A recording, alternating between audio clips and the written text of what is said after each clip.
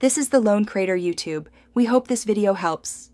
You start by verifying UEFI and Secure Boot support in your firmware. This is essential because Secure Boot runs only on UEFI. Once done, back up your existing keys and create a full system image so you can recover if anything goes wrong. Next, disable Legacy Boot or CSM in firmware settings, boot into UEFI, and prepare the platform key (PK), key exchange key (KEK), and signature database files. Make sure you have a USB with a signed shim or a plan to sign kernels. Now you enroll keys and sign boot components so the firmware trusts them. You should go into UEFI key management and enroll the platform key and KEK. Alternatively, on Linux use machine owner key, mock tooling to enroll your signing certificate. Once enrolled, sign the bootloader and kernel modules with your private key or rely on vendor-provided shim binaries.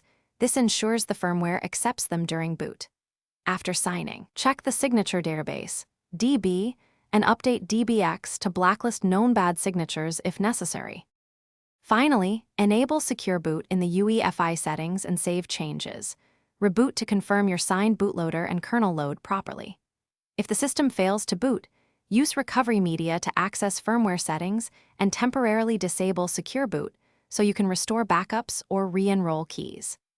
Make sure to inspect boot logs and firmware error messages to pinpoint mismatched signatures or missing KEK/PK entries. A key troubleshooting tip: if something goes wrong, restore your backup.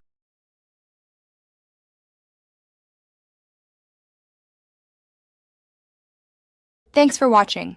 Consider subscribing if we helped you.